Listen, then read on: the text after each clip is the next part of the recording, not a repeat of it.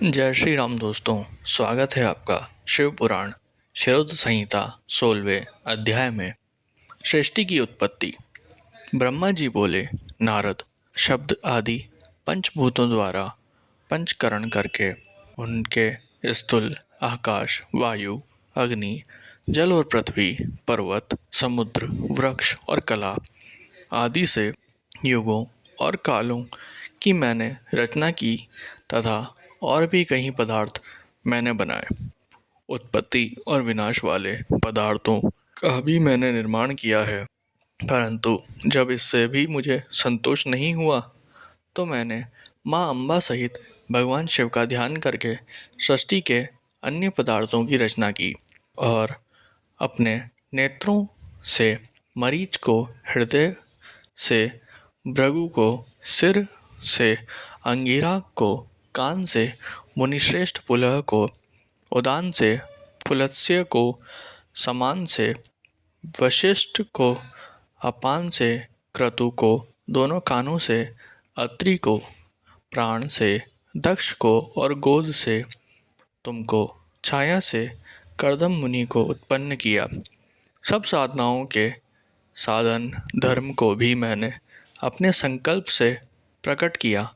मुनिश्रेष्ठ ही इस तरह साधकों की रचना करके महादेव जी की कृपा से मैंने अपने को कथार्थ माना। मेरे संकल्प से उत्पन्न धर्म मेरी आज्ञा से मानव का रूप धारण कर साधन में लग गए।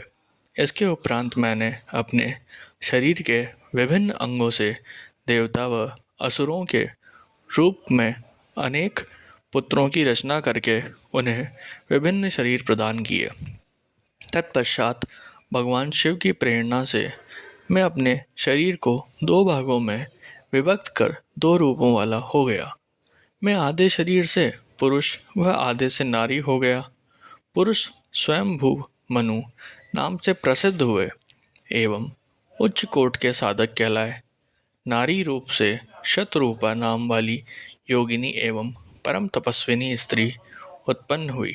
मनु ने वैवाहिक विधि से अत्यंत सुंदरी शतरूपा का पाणी ग्रहण किया और मैथुन द्वारा षष्ठी को उत्पन्न करने लगे। उन्होंने शतरूपा से प्रियव्रत और उतान पाद नामक दो पुत्र तथा आकुति, देवहूति और प्रसूति नामक तीन पुत्रियां प्राप्त की। आकुति का रुचि मुनि से, देवहूति का कर्दम मुनि से तथा प्रसूति का दक्ष प्रजापति के साथ विवाह कर दिया गया। इनकी संतानों से पूरा जगत चराचर हो गया। रुचि और आकुति के वैवाहिक संबंध में यज्ञ और दक्षिणा नामक स्त्री पुरुष का जोड़ा उत्पन्न हुआ। यज्ञ की दक्षिणा से 12 पुत्र हुए। मुने, कर्दम और देवहूति के संबंध में बहुत सी पुत्रियां पैदा हुई।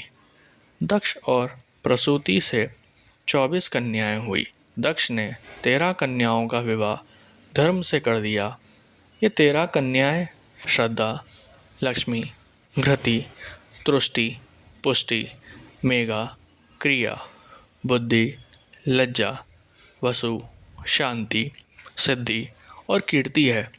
अन्य 11 कन्याओं ख्याति, सती, संभूति, स्मृति, प्रीति, क्षमा, सन्नति, अनसूया, ऊर्जा, स्वाहा और स्वधा का विवाह भृगु, शिव, मरीचि, अंगिरा, पुलस्त्य, पुलह, कृतु, अत्रि, वशिष्ठ, अग्नि और पित्तर नामक मुनियों से संपन्न हुआ। इनकी संतानों से पूरा त्रिलोक भर गया। अंबिकापति महादेव जी की आज्ञा से बहुत से प्राणी श्रेष्ठ मुनियों के रूप में उत्पन्न हुए। कल्प भेद से दक्ष की 60 कन्याएं हुई। उनमें से 10 कन्याओं का विवाह धर्म से, 27 का चंद्रमा से, 13 कन्याओं का विवाह कश्यप ऋषि से संपन्न हुआ। नारद, उन्होंने 4 कन्याएं अरिष्ट नेमि को ब्याह दी। भृगु, अंगिरा और कोशाक्ष से 2-2 कन्याओं का विवाह कर दिया। कश्यप ऋषि की संतानों से संपूर्ण त्रिलोक आलोकित है देवता, ऋषि, दैत्य, वृक्ष, पक्षी, पर्वत तथा लताएं आदि कश्यप पत्नियों से पैदा हुई है। इस तरह भगवान शंकर की आज्ञा से ब्रह्मा जी ने पूरी सृष्टि की रचना की।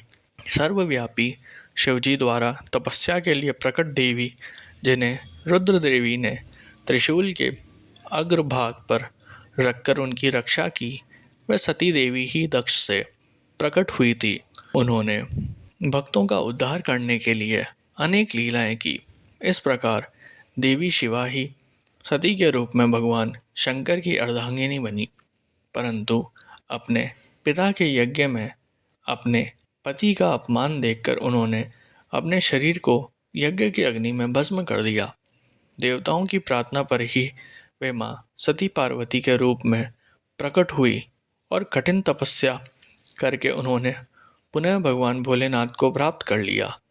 वह संसार में कालिका, चंडिका, भद्रा, चामुंडा, विजया, जया, जयंती, भद्रकाली, दुर्गा, भगवती, कामाख्या, कामदा, अम्बा, मृडानी और सर्वमंगला आदि अनेक नामों से पूजी जाती है। देवी के ये नाम भोग और मोक्ष को देने वाले हैं। मुनि नारद, इस प्रकार मैंने तुम्हें सृष्टि की उत्पत्ति की कथा सुनाई। पूरा ब्रह्मांड भगवान शिव की आज्ञा से मेरे द्वारा रचा गया है। ब्रह्मा, विष्णु और रुद्र आदि तीनों देवता उन्हीं महादेव के अंश हैं। भगवान शिव निर्गुण और सगुण हैं। वे शिवलोक में शिवा के साथ निवास करते हैं।